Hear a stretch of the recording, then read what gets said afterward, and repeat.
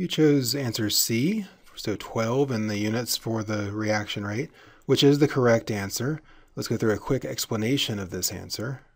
Now, when we move to large catalyst pellet sizes like 32 millimeters, we expect that we could become diffusion limited in our reaction, which will tend to reduce the reaction rate. And that's usually accounted for through the Thiele modulus and in terms of an internal effectiveness factor. So the effective rate of reaction, or the rate that we'll actually measure with these large catalyst particles, is equal to some effectiveness factor that will be a maximum 1, times the true kinetically limited rate of reaction that we would observe if we didn't have diffusion limitations.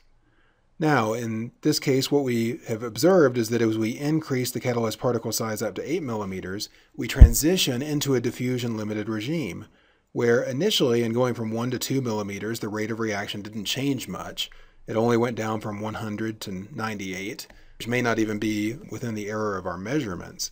But when we increase the catalyst particle size from 2 to 8 millimeters, we noticeably decreased our reaction rate. And so the effectiveness of the reaction is going down by a factor of approximately 2.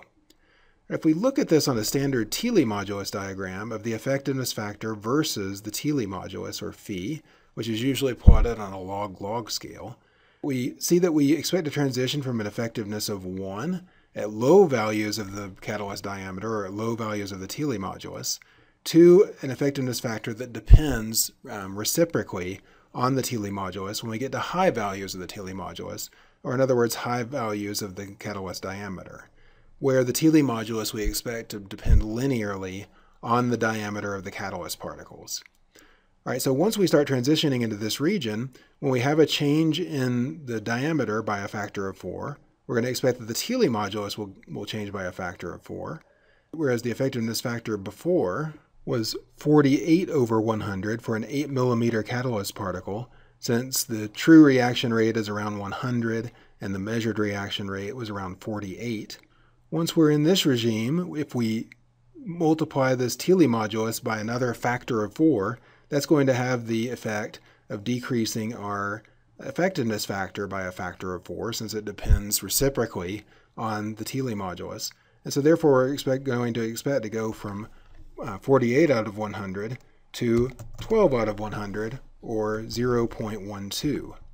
And so if we have an effectiveness of 12%, where our effectiveness of 100% corresponds to a rate of 100 in these units, we're going to expect that the rate that we're actually going to observe with these larger catalyst particles is going to be 12.